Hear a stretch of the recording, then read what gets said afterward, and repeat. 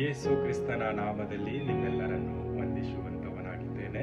ಈ ಬೆಳಗಿನ ಜಾವದಲ್ಲಿ ವಾಕ್ಯ ಓದಿಕೊಳ್ಳೋಣ.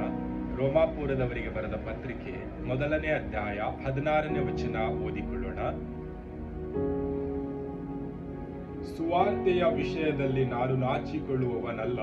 ಆ ಸುವಾರ್ತೆಯು ದೇವರ ಬಲ ಸ್ವರೂಪವಾಗಿದ್ದು ಮೊದಲು ಯಹೂದ್ಯರಿಗೆ ಆಮೇಲೆ ಗ್ರೀಕರಿಗೆ ಅಂತೂ ನಂಬುವವರೆಲ್ಲರಿಗೂ ರಕ್ಷಣೆ ಉಂಟು ಮಾಡುವಂತದಾಗಿದೆ. ಕರ್ತನಲ್ಲಿ ಪ್ರೀತಿಯುಳ್ಳ ದೈವಜನರೇ, ನಾವು ಈ ಒಂದು ದಿನದಲ್ಲಿ ವಾಕ್ಯ ಓದಿರುವ ಪ್ರಕಾರ ವಾಕ್ಯದಲ್ಲಿ ನಾವು ನೋಡುವಾಗ ಸುವಾರ್ತೆಯ ವಿಷಯ ಎಂಬುದಾಗಿ, ಸುವಾರ್ತೆ ವಿಷಯದಲ್ಲಿ ಮೊದಲು ಯಹೂದ್ಯರು ನಂಬಿದರು.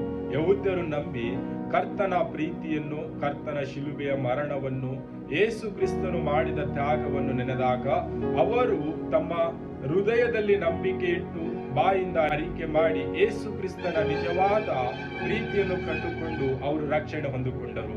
ಎರಡನೇದಾಗಿ ಗ್ರೀಕರು ಕೂಡ ಯೇಸು ಕ್ರಿಸ್ತನು ನಿಜವಾದ ದೇವರು, ನಮ್ಮ ಪಾಪಗಳಿಗೆ ಆತನು ಶಿಲುಬೆ ಮೇಲೆ ತನ್ನನ್ನೇ ಯಜ್ಞವನ್ನಾಗಿ ಅರ್ಪಿಸಿಕೊಂಡು ಮತ್ತೆ ಮೃತ್ಯುಂಜಯನಾಗಿದ್ದಾನೆ ಎಂಬುದಾಗಿ ಅವರು ನಂಬಿಕೊಂಡು ರಕ್ಷಣೆ ಹೊಂದಿಕೊಂಡರು.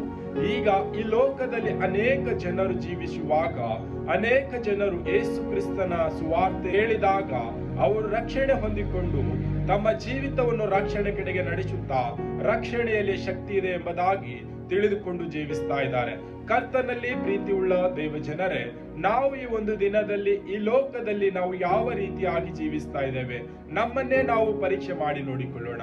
ಯಾಕೆ ಎಂಬುದಾಗಿ ನೋಡುವಾಗ ಯೇಸು ಕ್ರಿಸ್ತನು ಪ್ರೀತಿ, ಯೇಸು ಕ್ರಿಸ್ತನ ಸುವಾರ್ತೆ ನಮ್ಮ ಮನೆಯ ಬಾಗಿಲವರೆಗೂ ಬರ್ತಾ ಇದೆ.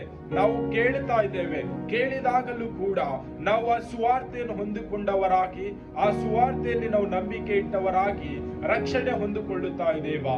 ನಮ್ಮನ್ನೇ ನಾವು ಪರೀಕ್ಷೆ ಮಾಡಿ ನೋಡಿಕೊಳ್ಳೋಣ. ಕರ್ತನಲ್ಲಿ ಪ್ರೀತಿಯುಳ್ಳ ದೇವ ಜನರೇ, ಈ ಒಂದು ಸಮಯದಲ್ಲಿ ಒಂದು ವಾಕ್ಯ ಓದಿಕೊಳ್ಳೋಣ. 1ನೇ ಕೊರಿಂಥದವರಿಗೆ ಬರೆದ ಪತ್ರಿಕೆ 1ನೇ ಅಧ್ಯಾಯ 18ನೇ ವಚನ ಓದಿಕೊಳ್ಳೋಣ. ಶಿಲುಬೆಯ ವಿಷಯವಾದ ಮಾತು ನಾಶನದ ಮಾರ್ಗದಲ್ಲಿರುವವರಿಗೆ ಹುಚ್ಚು ಮಾತಾಗಿದೆ, ರಕ್ಷಣೆಯ ಮಾರ್ಗದಲ್ಲಿರುವ ನಮಗಾದರೂ ದೇವರ ಶಕ್ತಿಯಾಗಿದೆ. ಕರ್ತನಲ್ಲಿ ಪ್ರೀತಿಯುಳ್ಳ ದೇವ ಜನರೇ, ಶಿಲುಬೆಯ ವಿಷಯವಾದ ಮಾತು ನಾಶನ ಮಾರ್ಗದಲ್ಲಿರುವವರಿಗೆ ಹುಚ್ಚು ಮಾತಾಗಿದೆ. ಕರ್ತನಲ್ಲಿ ಪ್ರೀತಿಯುಳ್ಳ ದೇವ ಜನರೇ, ನಾವು ರಕ್ಷಣೆ ಹೊಂದಿದ್ದೇವೆ, ನಮಗಾದರೂ ದೇವರ ಶಕ್ತಿಯಾಗಿದೆ ಎಂಬುದಾಗಿ. ಈ ಒಂದು ದಿನದಲ್ಲಿ ರಕ್ಷಣೆ ಮಾರ್ಗದಲ್ಲಿರ್ತಕ್ಕಂಥ ನಮ್ಮೆಲ್ಲರಿಗೂ ದೇವರ ಶಕ್ತಿ ಎಂಥದು ಎಂಬುದಾಗಿ ನಮಗೆ ಗೊತ್ತಿದೆ. ನಾಶನ ಮಾರ್ಗದಲ್ಲಿರ್ತಕ್ಕಂಥವರಿಗೆ ನಾವು ಶಿಲುಬೆಯ ವಿಷಯವಾದ ಸುವಾರ್ತೆ ಹೇಳುವುದಕ್ಕೆ ಹೋಗುವಾಗ ಯೇಸು ಕ್ರಿಸ್ತನು ನಮ್ಮ ಪಾಪಗಳಿಗಾಗಿ, ನಿಮ್ಮ ಪಾಪಗಳಿಗಾಗಿ ಶಿಲುಬೆಯ ಮೇಲೆ ಮರಣ ಹೊಂದಿದ್ದಾನೆ, ಮತ್ತೆ ಮೃತ್ಯುಂಜಯನಾಗಿದ್ದಾನೆ, ನಮ್ಮ ಪಾಪಗಳಿಗಾಗಿ ಆತನೇ ಯಜ್ಞವಾಗಿ ಬಲಿ ಅರ್ಪಿಸಿದಾನೆ ಎಂಬುದಾಗಿ ಹೇಳುವಾಗ ನಾಶನ ಮಾರ್ಗದಲ್ಲಿರ್ತಕ್ಕಂಥವರು ಅಸಹ್ಯವಾಗಿ ಮಾತನಾಡುವಂತವರಾಗಿದ್ದಾರೆ. ಇದು ಹುಚ್ಚು ಮಾತು ಎಂಬುದಾಗಿ ಹೇಳುವಂತವರಾಗಿದ್ದಾರೆ.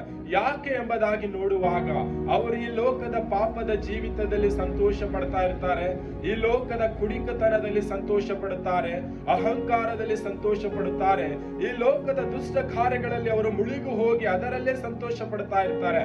ಕರ್ತನಲ್ಲಿ ಪ್ರೀತಿಯುಳ್ಳ ದೇವ ಜನರೇ, ನಿಜವಾದ ಮಾತುಗಳು ಹೇಳುವಾಗ ಅವರು ಗ್ರಹಿಸಿಕೊಳ್ಳುವುದಿಲ್ಲ, ಅದನ್ನು ಊಹಿಸಿಕೊಳ್ಳುವುದಿಲ್ಲ.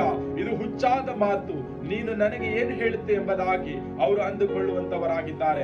ಕರ್ತನಲ್ಲಿ ಪ್ರೀತಿಯುಳ್ಳ ದೇವ ಜನರೇ, ಈ ಒಂದು ದಿನದಲ್ಲಿ ಈ ಲೋಕದಲ್ಲಿ ಜೀವಿಸ್ತಕ್ಕಂಥ ಪ್ರತಿಯೊಬ್ಬೊಬ್ಬರಿಗೂ ಕೂಡ ಸುವಾರ್ತೆ ಬಂದು ತಲುಪ್ತಾ ಇದೆ. ಮೊಬೈಲ್ಗಳ ಮುಖಾಂತರ, ವಾಟ್ಸ್ಆಪ್ ಗಳ ಮುಖಾಂತರ, ಯೂಟ್ಯೂಬ್ ಗಳ ಮುಖಾಂತರ, ಫೇಸ್ಬುಕ್ ಗಳ ಮುಖಾಂತರ, ಇನ್ಸ್ಟಾಗ್ರಾಮ್ ಗಳ ಮುಖಾಂತರ ಕರ್ತನಲ್ಲಿ ಪ್ರೀತಿಯುಳ್ಳ ದೇವ ಜನರೇ, ಪ್ರತಿಯೊಂದೊಂದು ಮಕ್ಕಳಿಗೂ ಕೂಡ ಯೇಸು ಕ್ರಿಸ್ತನ ಸುವಾರ್ತೆ ಬಂದು ತಲುಪ್ತಾ ಇದೆ. ನಿಮ್ಮ ಮನೆ ಬಾಗಿಲಿಗೆ ಬಂದು ತಲುಪ್ತಾ ಇದೆ. ನೀವು ಅದನ್ನು ಹೊಂದಿಕೊಳ್ಳುತ್ತಾ ಇದ್ದೀರಾ? ಅದು ಹೊಂದಿಕೊಂಡವರಾಗಿ ರಕ್ಷಣೆ ಕಡೆಗೆ ನಡೀತಾ ಇದ್ದೀರಾ? ಈ ಒಂದು ದಿನದಲ್ಲಿ ನಾವು ರಕ್ಷಣೆಯಲ್ಲಿ ನಡೆಯುವಾಗ ದೇವರ ಶಕ್ತಿಯಾಗಿದೆ ಎಂಬುದಾಗಿ, ದೇವರ ಶಕ್ತಿ ನಮ್ಮಲ್ಲಿರುವಾಗ, ನಾವು ಈ ಲೋಕದಲ್ಲಿ ಜೀವಿಸುವಾಗ ನಮಗೆ ಏನೇ ಕಷ್ಟ ಆಗಲಿ, ದುಃಖವಾಗಲಿ, ವೇದನೆ ಆಗಲಿ, ನೋವು ಆಗಲಿ, ಇವೆಲ್ಲವುಗಳು ಬರುವಾಗಲೂ ದೇವರು ನಮ್ಮಲ್ಲಿ ಇರುವಾಗ, ದೇವರ ಶಕ್ತಿ ನಮ್ಮಲ್ಲಿರುವಾಗ ಅದೆಲ್ಲವನ್ನು ಜಯಿಸುವಂತವರಾಗಿದ್ದೇವೆ. ಕರ್ತನಲ್ಲಿ ಪ್ರೀತಿಯುಳ್ಳ ದೇವ ಜನರೇ, ಈ ಒಂದು ದಿನದಲ್ಲಿ ನಾವು ಯಾವ ರೀತಿಯಾಗಿ ಜೀವಿಸ್ತಾ ಇದ್ದೇವೆ? ಕರ್ತನ ರಕ್ಷಣೆ ನಮ್ಮ ಬಳಿಗೆ ಬಂದಿದೆ. ಯೇಸು ಕ್ರಿಸ್ತನ ಪ್ರೀತಿ, ಯೇಸು ಕ್ರಿಸ್ತನ ತ್ಯಾಗ, ಯೇಸು ಕ್ರಿಸ್ತನು ನಮಗಾಗಿ ಮಾಡಿದಂತ ಒಂದು ಅಪಾರವಾದ ತ್ಯಾಗ ಅದು ನಮ್ಮ ಬಳಿಗೆ ಬಂದಿದೆ. ಆ ತ್ಯಾಗ ನಮ್ಮ ಬಳಿಗೆ ಬಂದಾಗ ಆ ತ್ಯಾಗವನ್ನು ನಾವು ಹೊಂದಿಕೊಳ್ಳುತ್ತಾ ಇದ್ದೇವಾ? ಯೇಸು ಕ್ರಿಸ್ತನು ನಮಗಾಗಿ ಶಿಲುಬೆ ಮೇಲೆ ಮರಣ ಹೊಂದಿದಾನೆಂಬುದಾಗಿ ನಾವು ನಂಬುತ್ತಾ ಇದ್ದೇವಾ? ನಂಬಿದವರಾಗಿ ರಕ್ಷಣೆ ಹೊಂದಿಕೊಳ್ಳುತ್ತಾ ಇದ್ದೇವಾ? ಆ ರಕ್ಷಣೆ ಹೊಂದಿಕೊಳ್ಳುವಾಗ ನಮಗೆ ಶಕ್ತಿ ಬರುವಂತದಾಗಿದೆ. ನಿಜವಾದ ದೇವರ ಶಕ್ತಿ ನಮಗೆ ಬರುವಂತದಾಗಿದೆ. ಈ ಒಂದು ದಿನದಲ್ಲಿ ನಾಶನ ಮಾರ್ಗದಲ್ಲಿ ಇದ್ದವರ ಹಾಗೆ ನಾವು ಜೀವಿಸ್ತಾ ಇದ್ದೇವಾ? ಸುವಾರ್ತೆ ಕೇಳಿದಾಗಲೂ ಕೂಡ ನಾವು ನಾಶನ ಮಾರ್ಗದಲ್ಲಿ ಜೀವಿಸ್ತಾ ಇದ್ದೇವಾ?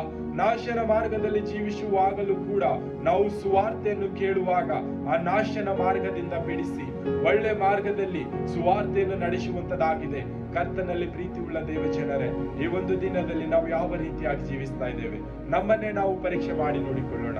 ಕರ್ತನು ಈ ವಾಕ್ಯ ನಮ್ಮೆಲ್ಲರ ಆತ್ಮಲೋಕಕ್ಕೆ ಆಶೀರ್ವದಿಸಲಿ. ಆಮೇನ್.